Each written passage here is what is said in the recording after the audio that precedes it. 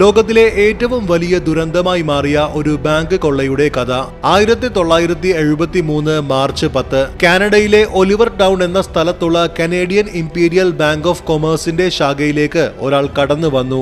ഒരു കറുത്ത മാസ്ക് ധരിച്ചു വന്ന അയാൾ ബാങ്കിലെ ക്യാഷ്യറുടെ അടുക്കലേക്ക് വന്ന് ഒരു കുറിപ്പ് നൽകി. എത്രയും പെട്ടെന്ന് കയ്യിലെ ബാഗുകളിൽ പണം നിറച്ചു നൽകണം. അപ്പോഴാണ് അയാളുടെ കൈകളിൽ ഉണ്ടായിരുന്ന തോക്കുകളും ദേഹത്ത് കെട്ടിവെച്ച ബോംബും വായിൽ കടിച്ചു പിടിച്ചിരുന്ന അതിന്റെ സ്വിച്ചും കാഷ്യർ കണ്ടത്. അതൊരു ഡെഡ് മാൻ സ്വിച്ച് ആയിരുന്നു. അതായത് അയാളെ കീഴടക്കാനോ കൊല്ലാനോ ശ്രമിച്ചാൽ ഉടനെ ബോംബ് പൊട്ടും. ഉടൻ തന്നെ കാഷ്യർ പണം നിറച്ചു നൽകി. ഈ സമയം കൊണ്ട് മാനേജർ പോലീസിനെയും വിവരം അറിയിച്ചിട്ടുണ്ടായിരുന്നു. വേഷം മാറി വന്ന ഒരു പോലീസുകാരൻ അയാളെ കാറിൽ രക്ഷപ്പെടാൻ സഹായിക്കാമെന്നേറ്റു. അങ്ങനെ ഇരുവരും ബാഗുകളും കൊണ്ട് പുറത്തിറങ്ങിയപ്പോഴാണ് അവിടെ തടിച്ചുകൂടിയ ജനങ്ങളെ കൊള്ളക്കാരൻ കാണുന്നത്. ഒരു നിമിഷം പകച്ചു പോയ അയാളെ ഈ അവസരം മുതലാക്കി ഒരു പോലീസുകാരൻ വെടിവെച്ചു. അടുത്ത നിമിഷം ആ ജനങ്ങളെ മുഴുവനും സാക്ഷികളാക്കി അയാൾ അവർക്ക് മുന്നിൽ പൊട്ടിത്തെറിച്ചു. ഡ്രൈവറായി വന്ന പോലീസുകാരനും സാരമായി പരിക്കേറ്റിട്ടുണ്ടായിരുന്നു. പക്ഷേ പ്രധാന പ്രശ്നം ഇതൊന്നുമല്ല.